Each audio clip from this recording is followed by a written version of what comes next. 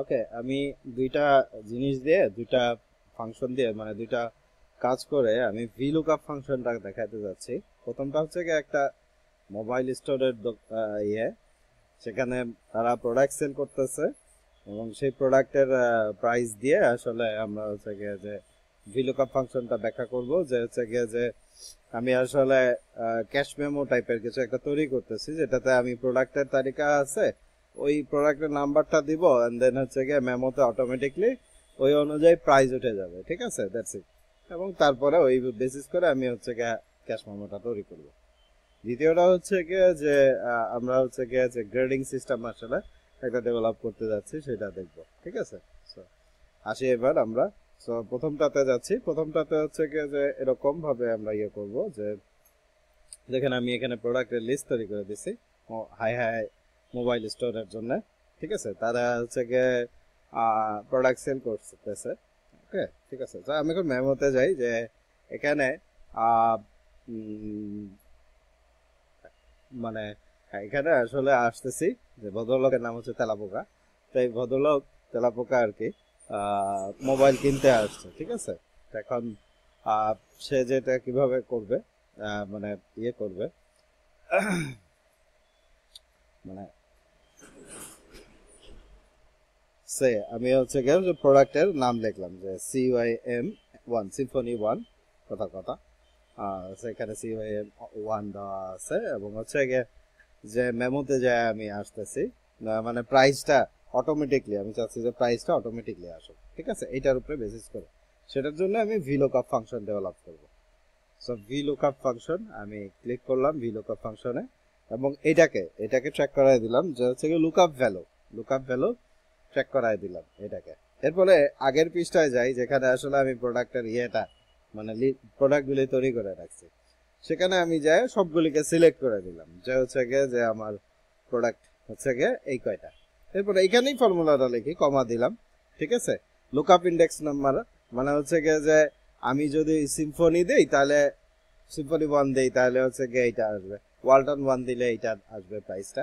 So মানে এটা হচ্ছে কি কলামের মানে তালিকাতে কয় নাম্বার, এটা প্রথম কলাম, এটা দ্বিতীয় কলাম। সো কলাম নাম্বার 2 এ যে ডাটাটা পাচ্ছে সেটা আসলে শো করবে। ঠিক আছে, আচ্ছা এখন আমরা কি চাচ্ছি আসলে আমরা হচ্ছে যে এক্সাক্ট ম্যাচ চাচ্ছি। সে হচ্ছে গিয়ে আমি সিম্ফনি 4 মিলাইলাম, পাইলাম সিম্ফনি 4। আমার এখন এখানে আসলে অন্য কিছু আসবে না যে সিম্ফনি 3। ঠিক আছে, সিম্ফনি 4 পাইছি, আসলে সিম্ফনি 3টা কাছাকাছি আছে, এটা আমি নিয়ে নিব না।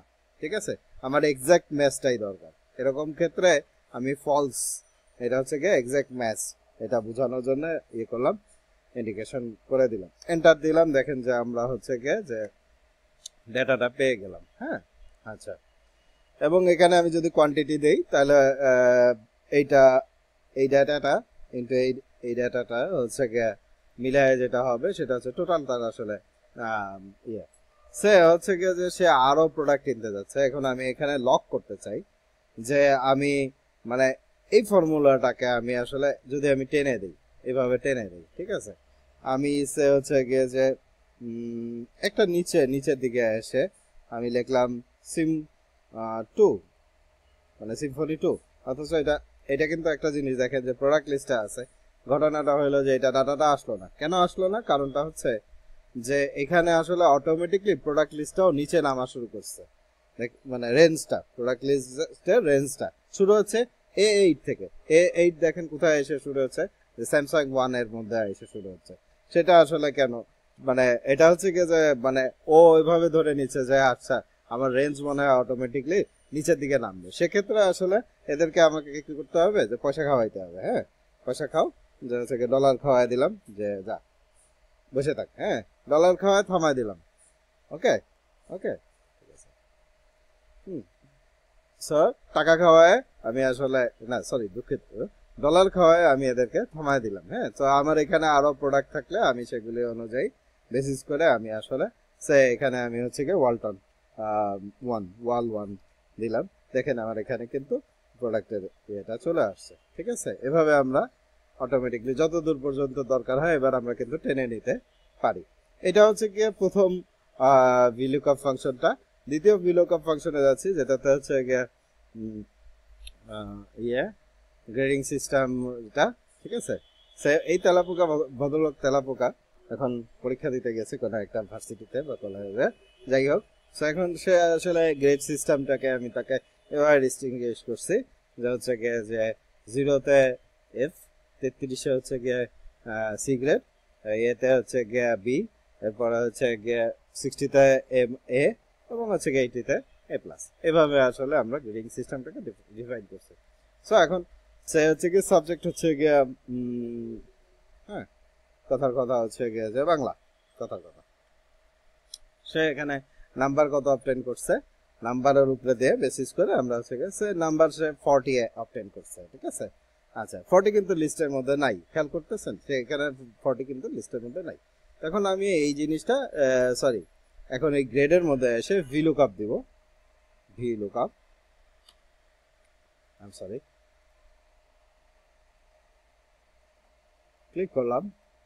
এরপরে হচ্ছে গিয়ে যে আমি এই যে ইয়েটা সেল, সরি আমি ভুল করতেছি, এইটা আগে দেখাই দিব যে এইটাকে ট্র্যাক করবে সের উপরে বেসিস করে, এই যে এই ঘরগুলি এইটার উপরে বেসিস করে, এবং কলাম ইন্ডেক্স নাম্বার আসলে কোন কলামটাকে এখানে শো করবে হচ্ছে দ্বিতীয় কলামটাতে আসলে কোন গ্রেডটা আছে সেটা শো করবে, ঠিক আছে। এবং এটা আমি আসলে এক্সাক্ট অ্যাপ্রক্সিমেট ম্যাচ, কারণ 33-এর বদলে 34 হতে পারে, 35 হতে পারে, এনিথিং, হ্যাঁ, এটা ট্রু দিয়ে দিলাম এবং হচ্ছে গিয়ে মোটামুটি আসলো। সো আসলে 45-এর আগ পর্যন্ত মানে 44 হইলেও সে এটাকে অ্যাকসেপ্ট করবে, ঠিক আছে। 44 হলে সেটাকে কিন্তু মানে সি হিসাবেই দেখাবে, ঠিক আছে। সো আমি 44 দিলাম, দেখতে পাচ্ছি। আচ্ছা, অ্যাজ ইউজুয়াল আপনাকে আগের বার বলছি যে পয়সা খাওয়াইতে হবে যে পরবর্তী সেলগুলিতে ডাটা দেওয়ার জন্য, হ্যাঁ, বুঝতে পারতেছেন। আদারওয়াইজ কিন্তু মানে রেঞ্জ যে ইয়েটা পরে দেখা যাবে যে শুরু হবে হচ্ছে গিয়ে এই ঘর থেকে, তারপরে শুরু হবে, মানে আমি যদি ড্র্যাগ করে দিই, হ্যাঁ, সেক্ষেত্রে ওকে। সো আমি দিয়ে দিলাম এই, সরি, এই অনুযায়ী আমি ডাটাগুলি দিয়ে দিলাম। এরপরে সে হচ্ছে গিয়া ইংলিশের ক্ষেত্রে সে হচ্ছে গিয়ে 55 পাইছে, সেখানে গ্রেড আসলো। তারপরে সে হচ্ছে গেছে ম্যাথে পাইছে হচ্ছে গিয়ে সামথিং 44, ওকে। সো এইভাবে আমি আসলে গ্রেডিংটা দেখাতে পারি, এইভাবে আমি আসলে তাকে গ্রেডিংটা দেখাইতে পারি, ওকে। ওকে, তো এইভাবে আসলে আমাদের গ্রেডিং সিস্টেমটা আসতেছে।